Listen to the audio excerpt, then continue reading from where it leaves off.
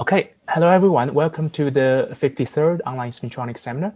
It's my great pleasure to introduce our speaker today.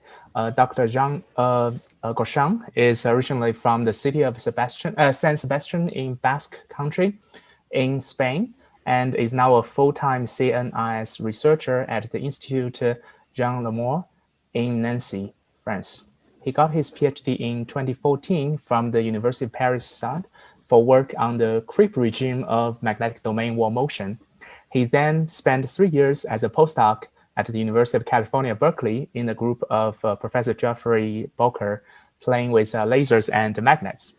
He's now a specialist in the study of ultrafast control of magnetic materials, and in recent years, he has pioneered various methods to excite and control magnets at the picosecond timescale, using both ultra-short optical and electrical current pulses.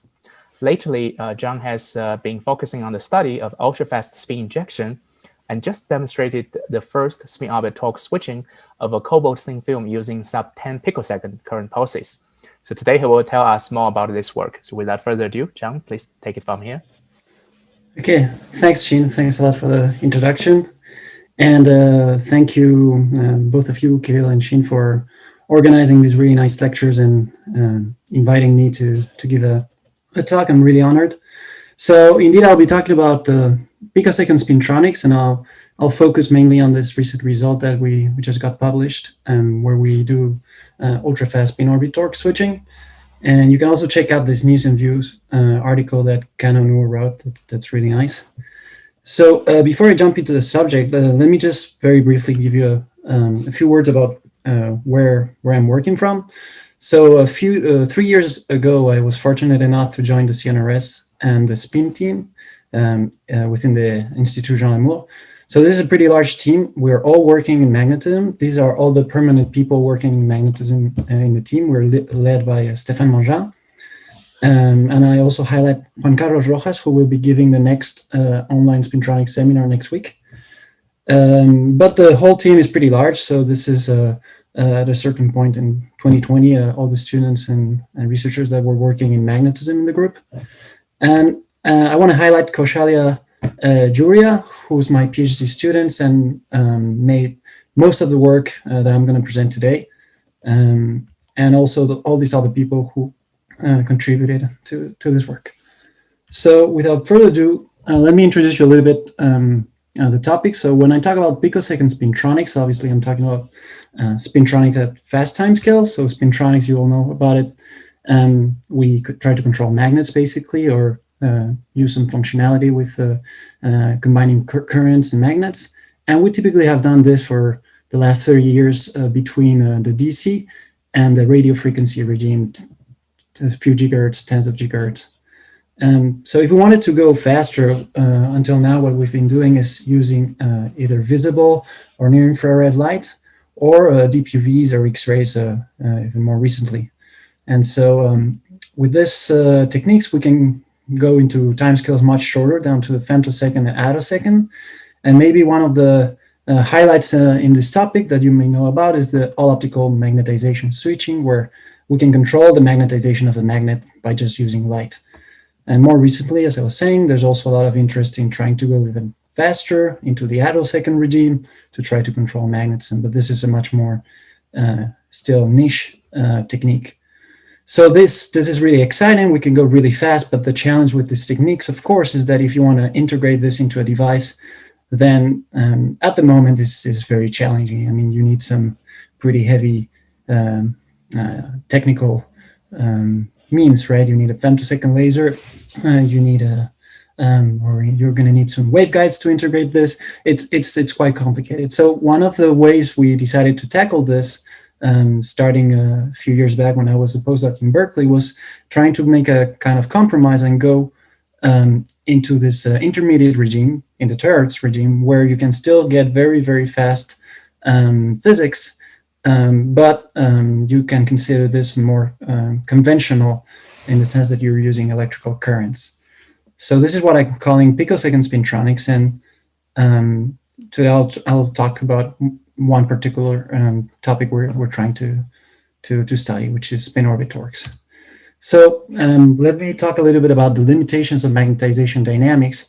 So as you all know, the magnetization of a magnet is going to be governed by the Landau-Lifshitz-Gilbert equation. So the speed at which you can switch this magnet basically is given by the product between the geomagnetic ratio and the effective field that you're applying, right? So if you have a Tesla field, that will precess, the magnetic moment will precess at 28 gigahertz. And so if you consider switching as being a quarter of the period, so the time that takes you to go from the moment pointing up to the equator or from down to the equator, then with a Tesla field, you are below the 10 picosecond mark. So it's already pretty quick. Then, of course, you have the damping term, which is for completion, that helps you align the magnetic moment with the external field. So we know how to switch a magnet with a magnetic field, and we can do this pretty quickly if you can apply a short and intense magnetic field. And this has been done already 20 years ago. But in this experiment, for example, where you see this switched patterns, they used electron bunches that they shot with a linear accelerator, and they used the Oersted field of those bunches. So it's a pretty heavy technique. And the downside of using these Oersted fields basically is that it's pretty inefficient. So actually in this experiment, they also leveraged an internal field to help the switching. So that's the next step. Can we use some internal fields? And this is obvious. This is something that has been done for quite a while. And depending on the material, you're going to have different internal fields that you can kind of track by just looking at the ferromagnetic resonance. So that resonance is related to an internal field. And in a ferromagnet, for example, this is related to an isotropy. And in an antiferromagnet, you get a higher resonance field that's related to the exchange field. And so by just choosing your material, you can try to get a strong internal field to get faster dynamics that will assist your switching and get a faster switching. So if you take cobalt platinum, for example, that has an isotropy field for around a Tesla, you could expect getting with a cobalt platinum film switching in around 9 picoseconds assisted by this anisotropy field. In iron platinum, you would get even faster. And in antiferromagnets, one of the reasons which makes them so interesting these days is that these internal dynamics are really, really fast because of the exchange field. So can we also use the exchange in ferromagnets like we do in antiferromagnets? And in a way, I'm going to say yes. And this is what we do when we use spin torques. So the spin torque basically is just the exchange between a conduction spin with a localized spin. So you're transferring angular momentum from one to the other. And when you do this, depending on the interfaces and the materials, we have phenomenologically detected that we can get two types of torques. One which is the damping-like, that has the same geometry as a damping as a damping term that I showed you before, and the field-like that has the same geometry as the precession around the field. We can also use spin-orbit torques, which is a bit more recent, but it's basically the same idea. We also have spin transfer torque, but now the spin current is generated by a spin-orbit material. And this can be due to the spin Hall effect or the Rashba effect. It can be due to, it could be a bulk effect or interfacial. But at the end, what you get is a spin current that is also pumped into the ferromagnet, and you get a torque, spin transfer torque. So now the question is, how fast and how energy efficiently can we switch a magnet using these torques? So fast switching with spin transfer torque has been studied in a number of configurations. So the most simple one is to take a spin valve, so two ferromagnets separated by a normal metal. They're collinear. If you start at 0 temperature, we would expect no torque because there's no angle between these two layers. And so this equation basically tells you that there should be no torque. But in reality, we also have some temperature. So the angles between the magnetization of the layers are not exactly collinear. So you start getting some torque, the angles increase, and so eventually you switch. And so then we talk about a thermally activated switching. So there's some kind of lag related to this thermal activation that helps you switching. So the higher the temperature, typically, the faster this switches. So this has been known for a while, but I would also like to point out that there's still question marks around this simple idea. As it was shown last year, for example, in this paper, even if you go to cryogenic temperatures, you can still get very fast switching times, which under this simple scenario, you should basically kill thermal excitation. They should become extremely slow. So there's still stuff to understand there. But what is sure is that if you do an orthogonal spin injection, then you get an immediate torque, and whatever the system. So here, for example, if you have your bottom ferromagnet with the magnetization pointing in the plane and the top one pointing perpendicular, then when you inject your spin, it gets polarized up, you get an immediate torque. And this was already used almost 10 years ago to show very fast switching with 50 picosecond pulses. So this, to my best knowledge, is the fastest switching until now performed with spin torques. The only limitations of this is that, first of all, it was limited to in-plane magnetized samples because it exploits this demagnetization field that appears when you basically get your magnet out of plane. So that's a technicality, but if you're interested in PMA materials, well, that's a problem. And the second challenge, and maybe even more concerning for applications, is that if you want to put a tonal barrier to get a readout of this memory, if it's a memory element, for example, then as you go to shorter pulses, because the current typically goes up, you're going to start damaging that barrier. So this is why spin orbit torque has appeared as such a good alternative, just due to the fact that the current doesn't go through the barrier. It goes transversely through the heavy metal. The other advantages are, of course, you get no activation time because you're inputting this transverse spins, and you can switch out of plane magnets. So all of that is very good, but there's one drawback, is that so far you need an in-plane field to break the symmetry to determine the final state to which you're going to go. But this has some solutions that have been proposed. For example, they try to embed the field into this in-plane field that breaks the symmetry. They try to put it into the magnet by engineering some kind of internal field with coupling with an antiferromagnet through exchange bias, or by engineering some wedge or tilted anisotropy. So there are solutions for this. Back to the topic of fast switching, it was already demonstrated 6 years ago that you could switch by spin orbit torque with pulses as short as around 200 picoseconds, which is up to very recently was a record.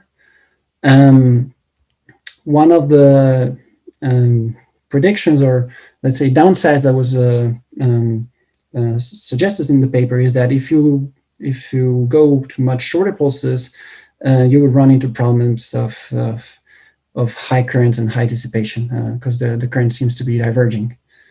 But however, if you look at the energy, even for 200 picosecond, it's still lower. It's still going down. So it's still an open question how energy efficient it's going to be if you keep going down in pulse duration, and especially if the physics change.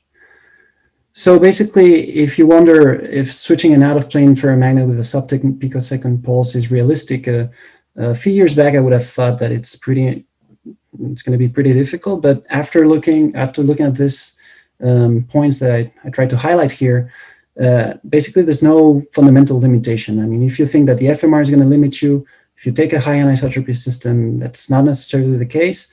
If you use SOT, there's no activation time. So if you get a strong enough torque, that's going to go fast. And there's still unresolved questions, I would say, about how much it's going to dissipate and whether you're going to burn the device or not if you go to shorter pulses.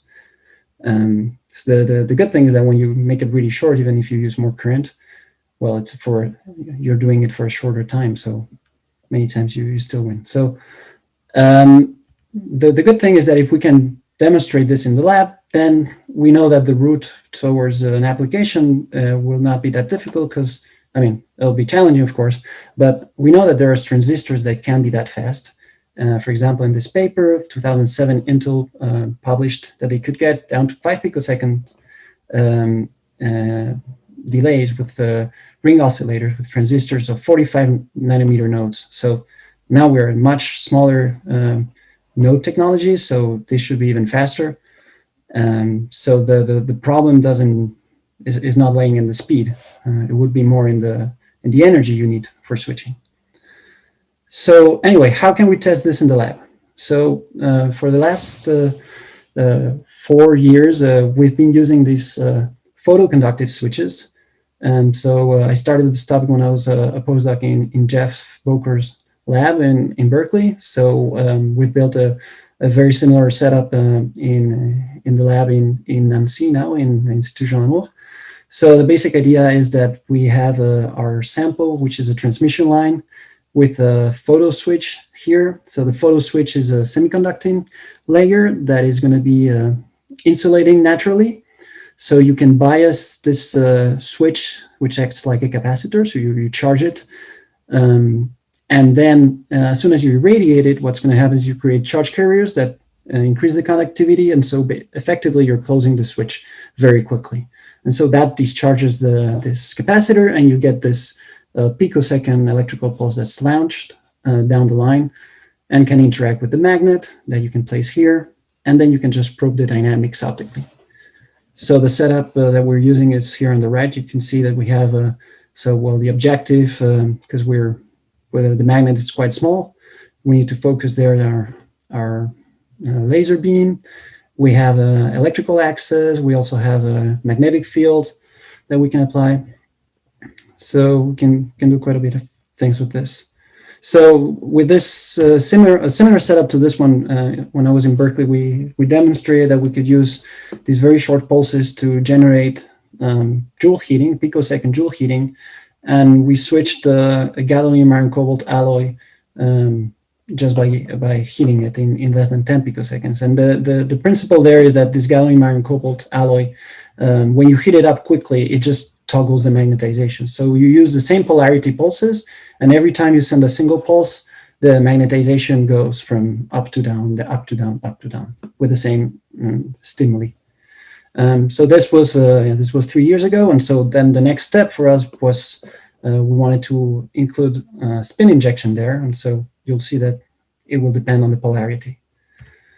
So how do we know that our pulses are very short? So this is more of a technicality, but you might find it interesting. So we have this is a typical transmission line. So it's a different transmission line that I was showing you in the schematic before, but the idea is that the pulse will travel down this line, and so there will be an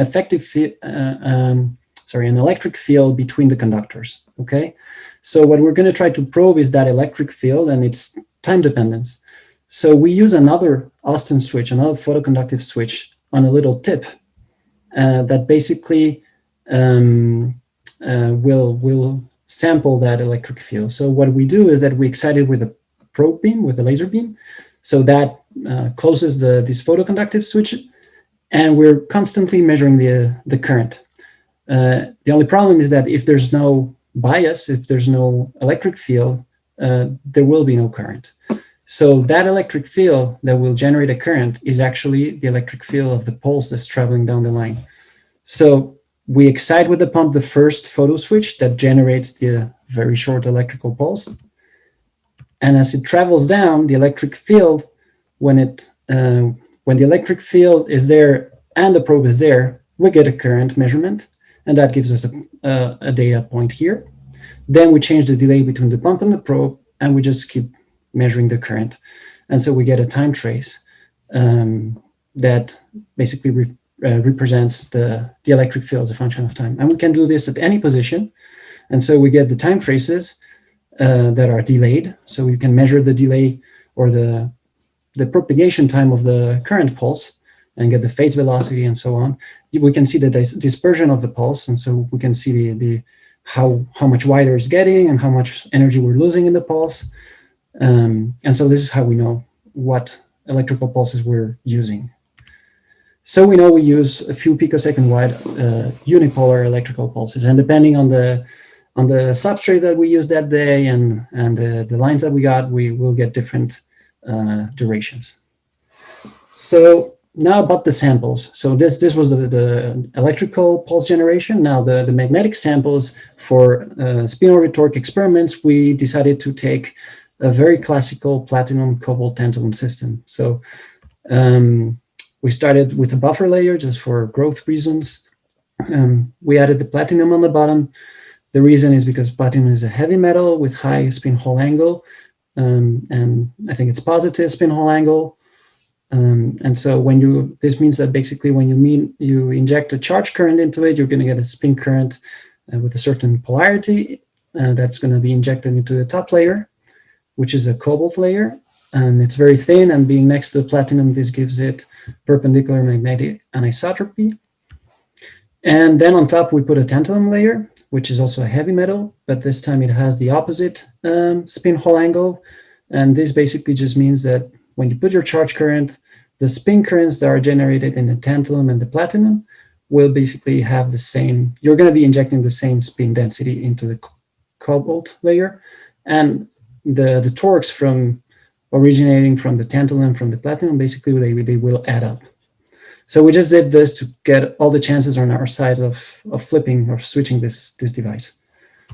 The top platinum is just a capping layer. And maybe the most peculiar thing we had to do was to introduce this very thin copper layer. And the reason we had to do this is because, well, initially we didn't put that layer, but when we were doing our hysteresis cycles, we were getting no remnants. So basically at zero field, we're getting these bubbles.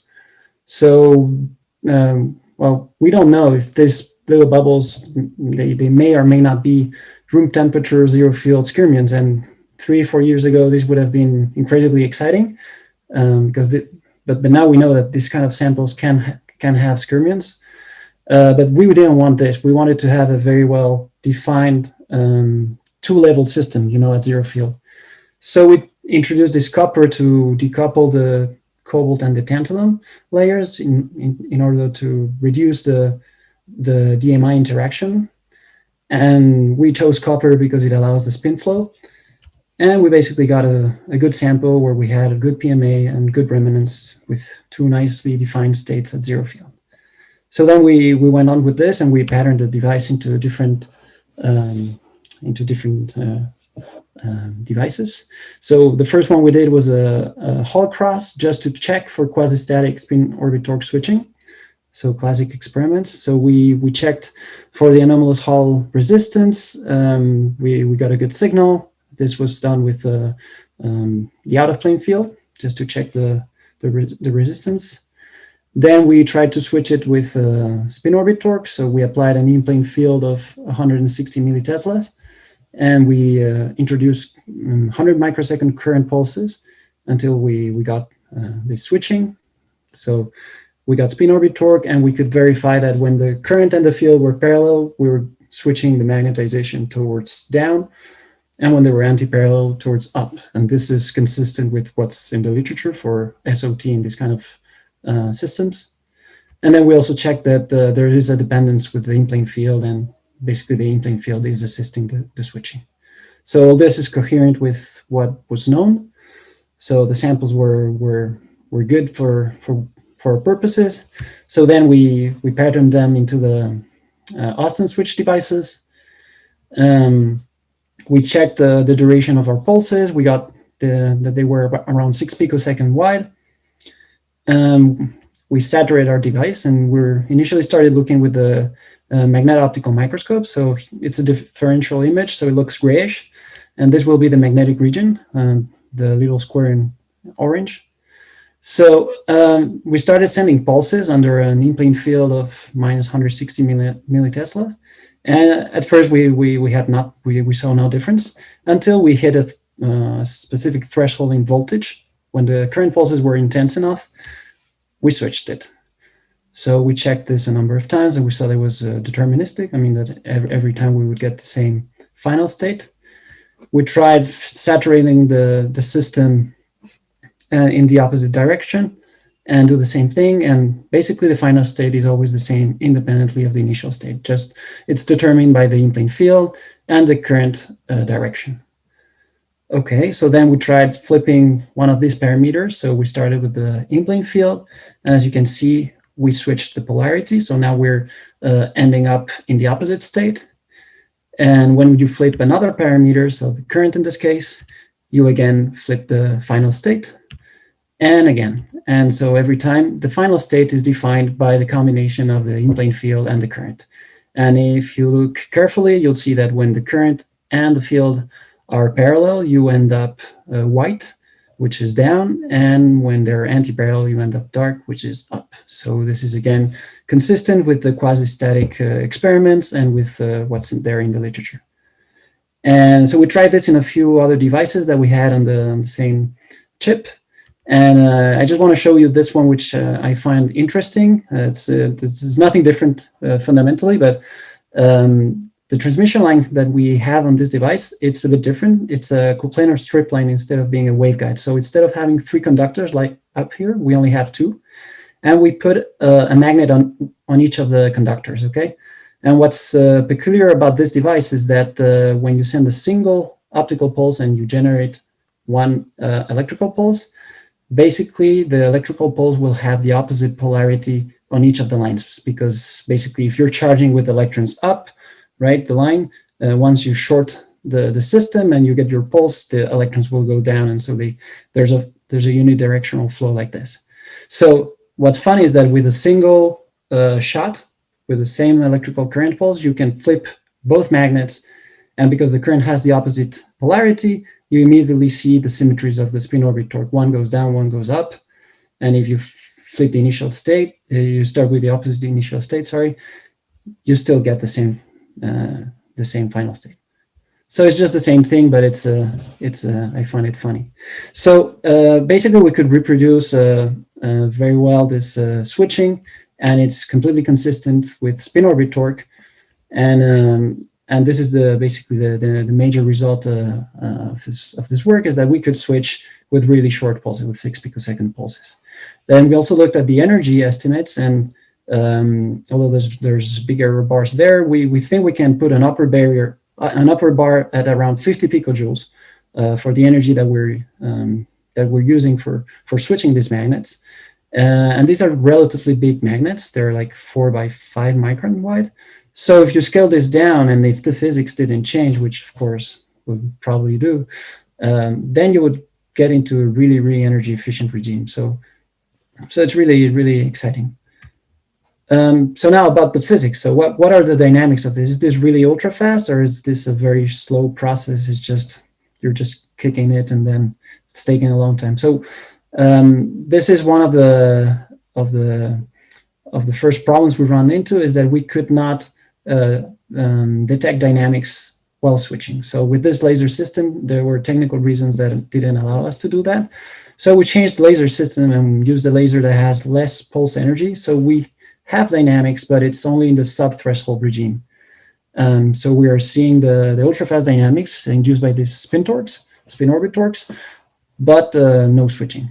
So let me guide you through these results. So we're probing the polar magnet optical curve effect. So we see the change in the Z component of the magnetization, which is normalized as a function of time with femtosecond resolution after the arrival of the electrical pulse, which arrives here at 0 delay time.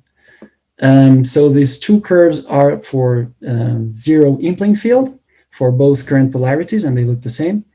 And as you can see, they look pretty similar to an ultra-fast demagnetization curve if you've seen this kind of data.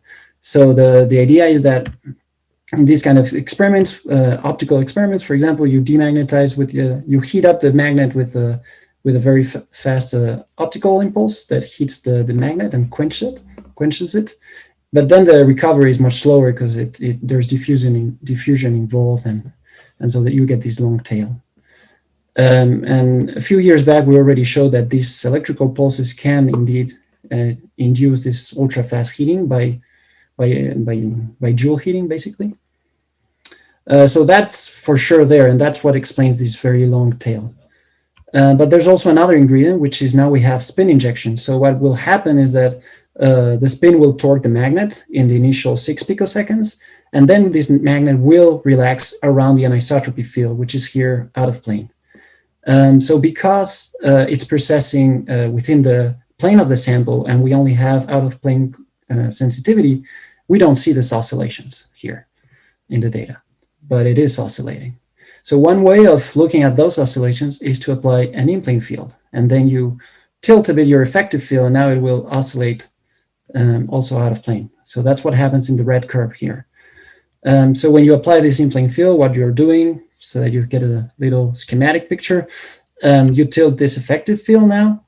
And so now this is your initial condition, and we're going to track the changes around this initial condition. So you first get the fast torque, and then you get the precession around this effective field, which is now, this precession plane is a bit tilted, and that's what gives you these noticeable oscillations. And so if you change this effective field direction by changing the in-plane field, you're going to get a phase shift of 180 degrees in the oscillation. And if you now change the current direction, you get another phase shift, and you fall back onto the initial curve. And you'll notice here, and you can do it again by changing again the current, by changing again the field, and you fall back. And what you can notice is that when the current and the in-plane field are parallel, again, the magnetization tends to want to go down to minus mz. So these are the red curves. And if you remember, as I've told you a few times already, this is exactly what we expect from this kind of SOT samples. When the in-plane field and the current are parallel, it should push the magnetization to minus mz. And if you start down and do the same experiment, you see you get the symmetric data. But in this case, the red curves are the ones that are going towards plus mz, are what you get when you have crossed current and in-plane field. So positive current and negative in-plane field, or vice versa. So anyway, this is consistent again with spin orbit torque. And with these little ingredients I was telling you here, you can understand most of it, most of what's going on with the phase and this kind of background and all this. But there is still one more ingredient I haven't told you about, which we think it's also quite important. And this is what we call the thermal anisotropy torque. So what is this? This is something that's very commonly used in ultrafast magnetism, basically. It's when you try to, when you excite rapidly a magnet, and you heat it up. And this is an out-of-plane magnet, for example, and you have some in-plane field that's applied. What you're going to get is you're going to get a torque because you're heating up the magnet and lowering the anisotropy. And that's going to kick in some precessions that you can then track to measure the anisotropy or to measure the damping. And so this is pretty commonly used. So the little schematic, again, that I like showing because it helps to see the mechanism.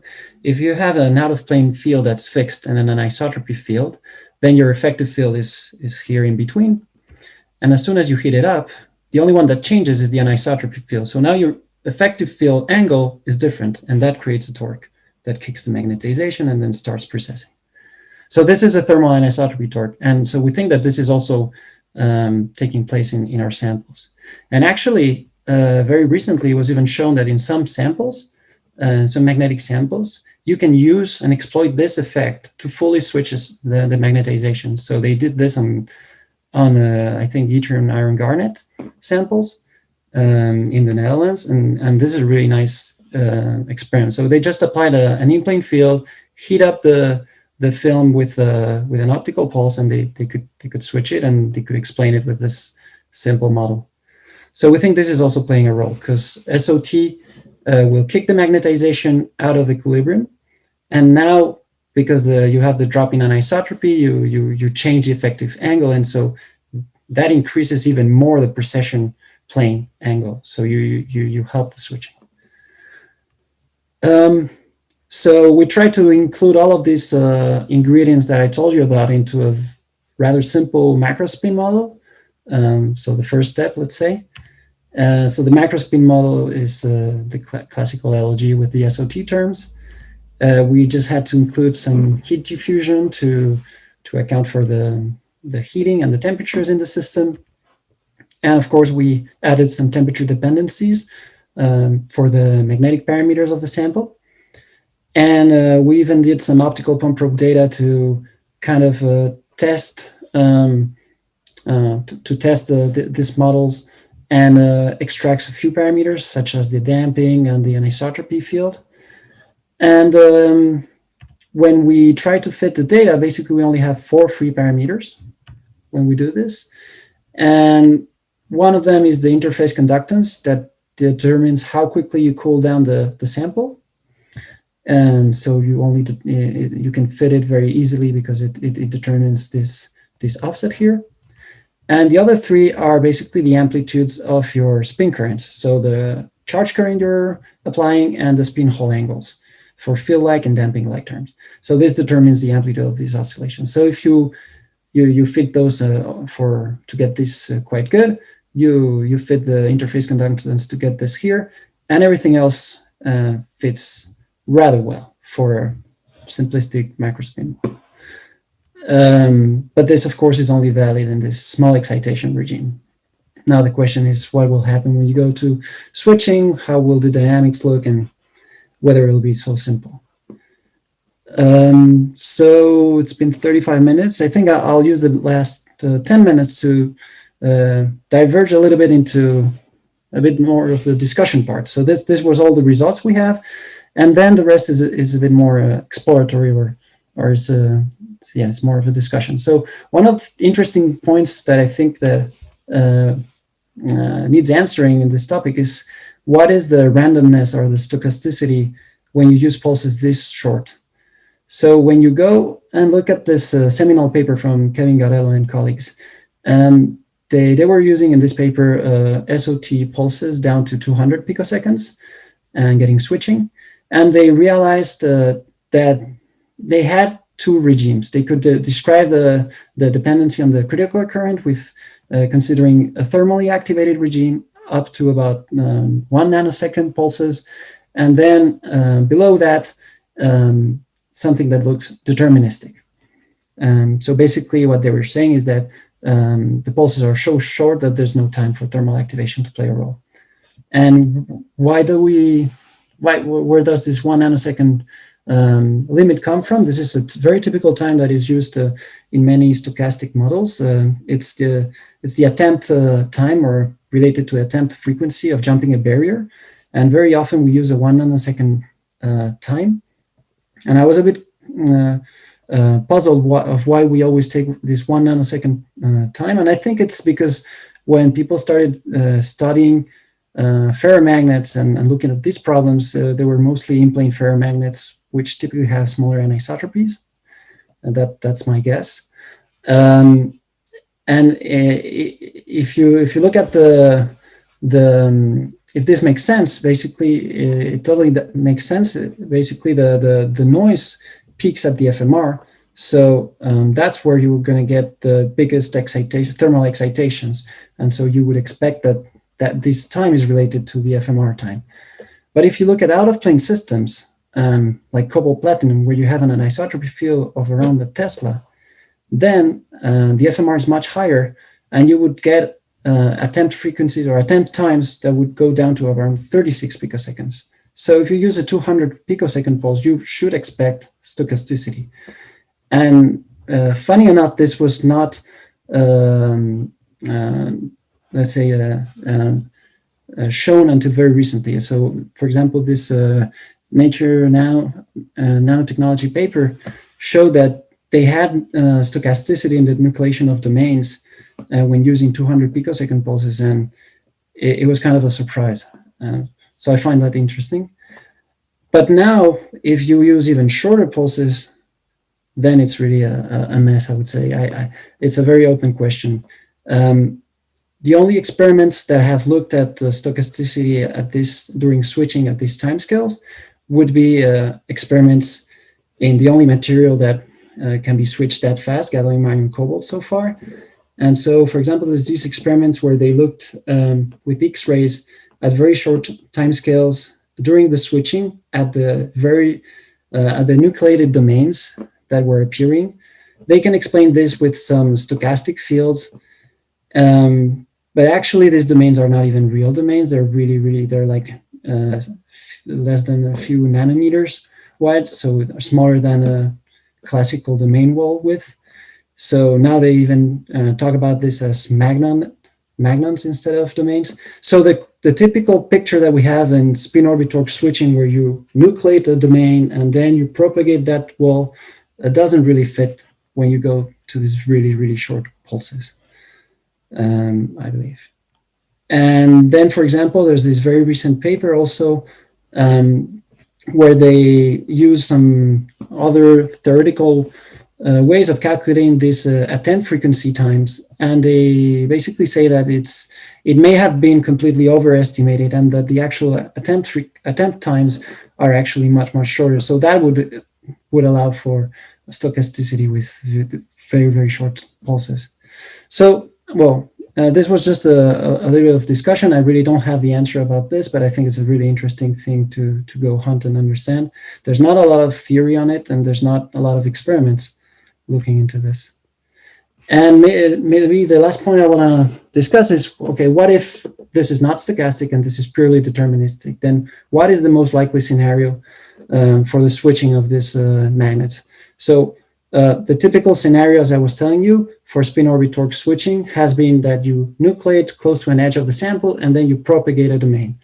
And so this was even observed using, I think it was PEAM or some really high resolution technique in this paper. And very recently it was shown that even in very large devices, in this Nature Electronics paper, they show that for even 4 micron long strips of cobalt gadolinium, they could also see this domain wall propagation, and it was still an edge-to-edge domain wall propagation that determined the switching time.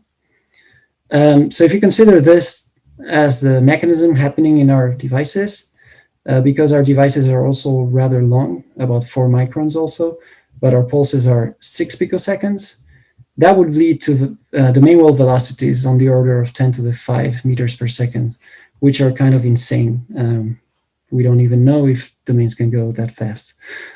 So we believe this is quite an unlikely scenario.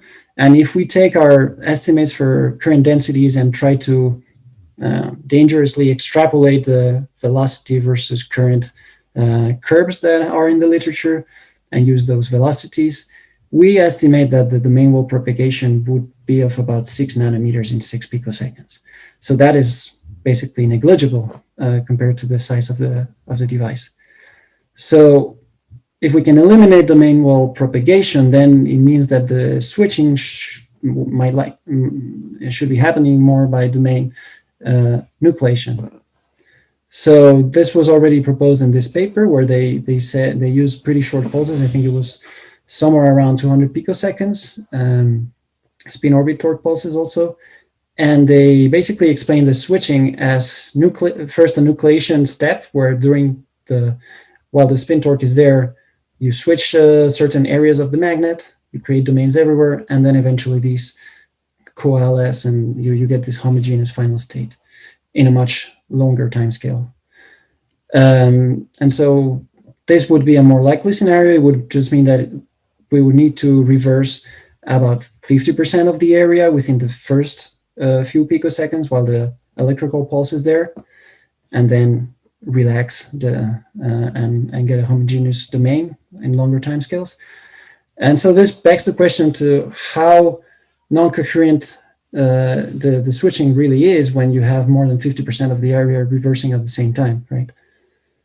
So just to conclude, so we've shown that we can switch ferromagnets using 6 picosecond spin orbit torque pulses, and we can fit the low excitation dynamics with a simple macrospin model quite well. But basically the most important point that I want to put forward is that I think we have a really an ideal platform, a really interesting platform to study spintronics at these timescales. we have a lot of open questions we want to tackle and devices we want to look at. There's still some questions some experiments that we really need to do. We need to get the switching dynamics. We want to tackle this stochasticity question. There are some problems that were a bit more out of hand before that we could try to tackle, like can we get inertial dynamics and observe them with these pulses? We could try to excite antiferromagnets, but that's a whole other challenge. So just to finish, I would like to thank you for your attention and thanks all the people who've contributed to this work, and also advertise that we have some positions in the group and on this topic. So if you're interested, please go take a look and contact us, please. And so with that, I'm done. Thank you. Thank you very much for the nice talk. So this talk is open for questions. If you're on Zoom, please use the raise hand option, or you can send me a message. I'll read it for you. And if you're watching this online on Twitch, just type your questions in the chat box.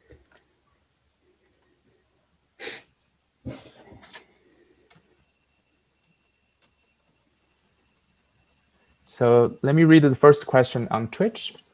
What would happen if you tried a thicker magnet?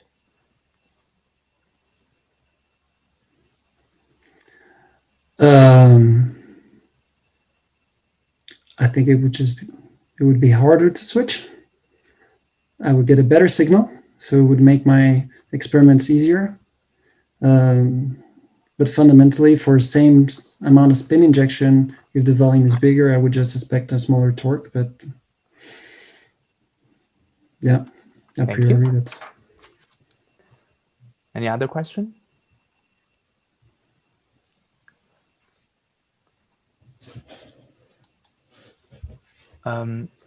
Kirill, do you want to ask the next question? Yes, thank you. Very nice talk. So let me try to make sure I understand. So you were able to show switching by a short current pulse, but did you try measuring the dynamics in that regime at all, or is it impractical for some reason? No, we did try. We were not able. The problem is that the amplified laser that we use for those switching experiments have a high energy per pulse, and when you focus the probe through the objective, it's easy to damage your sample. But if you don't have enough light, you get a very noisy signal, and so we just run into a kind of we were not able to get the data. It was impractical. So in principle, but we have some ideas to try to tackle that, but at that point we were not able. And with the other laser, we could get really nice signal to noise, but not switching regime. So yeah, it's a pity. So what is in principle the possible spatial resolution with the that size of the laser spot that you could use to measure that? It should be quite simple. Normally to go down to around 400 nanometers, I guess, because we typically use 800 nanometer light lasers, and we can double that quite easily. So that should be possible. Beyond that, it becomes challenging. And also I have, in the designs that we're using, we have some other challenges. For example, we have these very shiny gold pads around the structure. So anytime you have any vibration, you get a gold pad in your beam path, and that gives you, there are a lot of little technical challenges, but we're trying to get better there. If your sample size was smaller, would that be easier with a larger laser spot? If the device was bigger, it would be easier to probe it optically. If it was smaller, it would be easier to switch it. We would need less energy. So I think right now we're at a good compromise for these experiments, but we should be able to go I mean, our goal is to go also smaller, yeah. Mhm. To try to get it, yeah. I mean, if your sample is too large, then it's going to be switching through, as you said, the manual propagation and some incoherent processes. So you'll just get something averaged out if you have a large spot, right? Yeah. Well, I mean, if you're talking about 500 nanometers or above, I mean, typically it's always domain nucleation. I mean, Mhm. so I mean, whether we do it 500 nanometers, 4 microns, or 10 microns, I don't think the physics will change much. Yeah, but I mean, if you went to smaller samples, to, I don't know, 100 nanometer size. Oh, then yes, then I mean, then it would be really challenging to probe it optically. But then yes, you would be getting into more coherent switching. Should be. Oh, thank you. I mean, the goal is to first see just the switching at this size and see how quick it is, and yeah, then we'll try to go smaller. Yeah, thanks. Let me read the question first, and then I'll call you James. So this question is from Enric Cobas. Is there any difference between spin transfer torque and the spin orbit torques on the switching ferromagnet, or are both just the methods of producing a spin current? I think fundamentally there's, I mean, there's not, it's the same torque, is just the generation of that spin current. That's the way I see it. I may be corrected by other experts in this spintronic fields, but I mean, maybe the interfacial spin orbit torques are a bit more different. At the end of the day, what matters is how many spins you're getting into the ferromagnet. So I think because you only have the input knob and you have your reading. In between, there's a path of right, how you generate your spin current, how it enters through the interface. You get losses, you get so it's a bit of a black box. I think that's the biggest challenge in this topic, when how we know what's the actual how many spins are we injecting, what are their direction. Thank you. James Taylor, please go ahead, unmute and ask your question. Hi, thanks. That was a really nice presentation. I have a question about the generation of the current pulses using the Austin switch. What is limiting the length of the current pulse, and are you able to control the pulse length using the laser? Somewhat, yes. So the factors that limit the pulse duration, there are a number of, there are quite a few. So you have the lines themselves, the capacitance of the system, basically how quickly you can discharge the system. There's the maybe the most fundamental parameter that determines how short you can get is the recombination time of your carriers. So when you get the light there and you create your carriers, you get the conductivity up. The time they stay up there will determine, of course, if they're in many materials, like you take silicon, or you'll get really, really long times. And these gallium arsenide substrates that we use have been studied for a long time and are to date some of the best materials to get short pulses because they recombine really quickly. So you have those two parameters. Then the pulse duration of your laser pulse also affects. If you use a picosecond or 10 picosecond optical pulse, then your electrical pulse will necessarily be at least as long as the optical pulse. So if you can tune that duration, you can make it longer. It's always easier to make it longer. Mm-hmm. Make it shorter is a bit more challenging. It's about the technical limit of how short it can be according to kind of current semiconductor technology. I think the state of the art is around 200 femtoseconds. Oh wow! Okay. Yeah. Okay, great. That's great. Thank you. Thank you. Let me read two more questions, then I'll call you Matthias. So thank you for waiting. So one question from Barry. We often hear people say that it is very difficult to drive a ferromagnet faster than its FMR frequency, i.e. takes a lot of energy. Is this simply wrong? Can you state simply why you can do that here? Okay, so that's a tricky question. It's true. We always say that the FMR is limiting. So that's why I also started kind of saying, well, if you just think of the FMR, it is already quite high in these materials. But then at the end of the day, what really drives the dynamics is going to be the biggest field. So if you take any material, naturally, if you don't apply anything, the biggest field is the anisotropy, and so that gives you the FMR. But if you can apply a stronger field than that, then basically the system is going to go as fast as that. I mean, just because of LLG. But yes, you won't have the internal field helping you. You're going much faster than that internal field. So it is going to be less efficient. The most efficient, obviously, is if you drive it at the FMR. But then again, if you do it very quickly and you don't have dissipation, then you can win.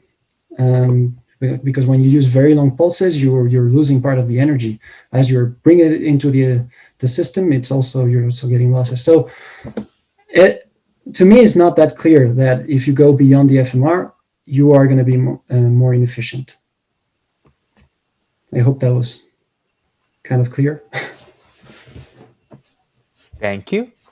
There's one more question I want to read to you. Do you think that the magnet undergoes structural transformations as it gets heated over and over? Is the switching behavior consistent over many switching events? Yes, that we are actually pretty sure of it because we run this laser system at a high rep rate for hours, and we don't see any change in the properties. I see. Thank you. And Professor Chloe, please go ahead with your question. Yeah, hey, very nice talk, thanks. Now the problem to generate these short pulses is that you need this particular substrate, this low temperature grown gallium arsenide or something like that.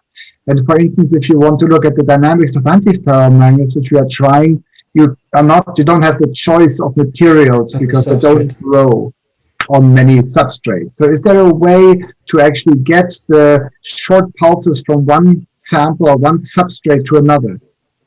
Yes, there is, and we've done this in the past. It's a tricky process, but you could transfer that gallium arsenide layer onto any target substrate, so it can be done. And actually, this was pursued already, I think, 20 years ago to try to get better substrates for terahertz, because gallium arsenide, of course, is not at all the best substrate to propagate terahertz because it's semiconductor. So who can do that? Yeah, I mean, we are working on it here. I know how to do it, and we hope we can do it. And that is one of the reasons why working on antiferromagnets it makes it difficult, or on any epitaxial films for that matter. Then the other problems with antiferromagnets, of course, as you know, is because this is stroboscopic, and you want to have a good control of the initial state. So you need to control the antiferromagnet, and you need to be able to probe it.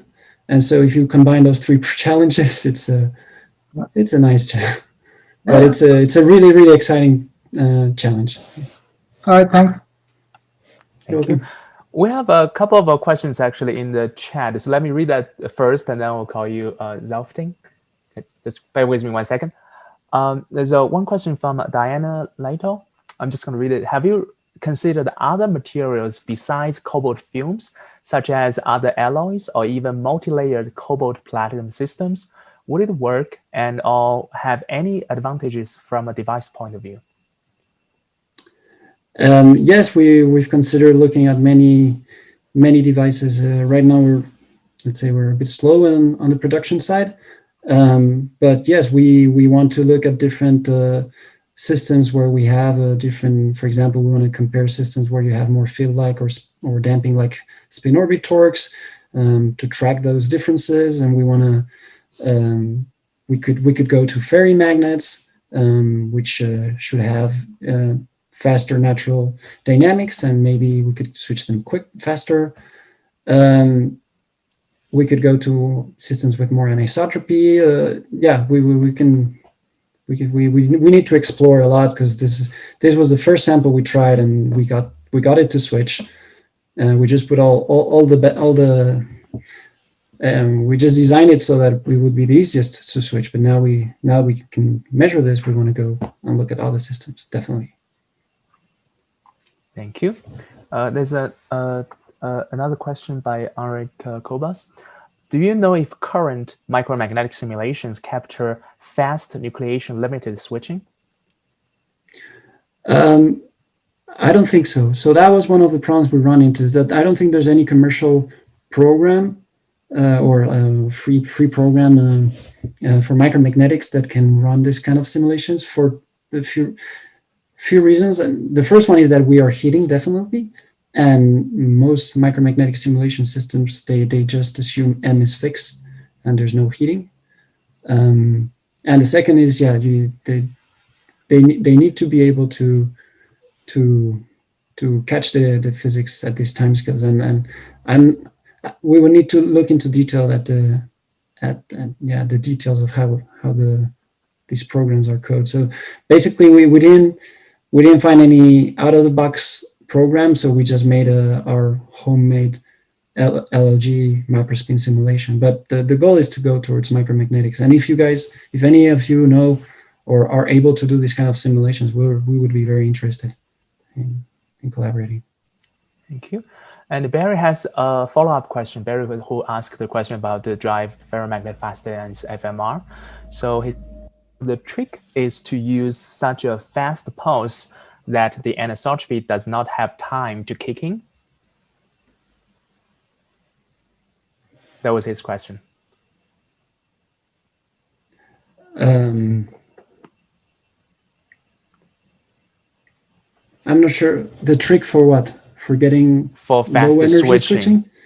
I guess there's a misunderstanding here, right? So your switching is still within the realm of the LLG switching, right? It's just that your device has a higher FMR, so it can 6 picosecond is sufficient to yes. The simulation that we use is just LLG, and we just put the anisotropy, which is around the Tesla, and that is actually, we even tried. You remember how I told you that you could switch it with this thermal anisotropy torque, that you don't even need a spin necessarily, but some people have done it optically.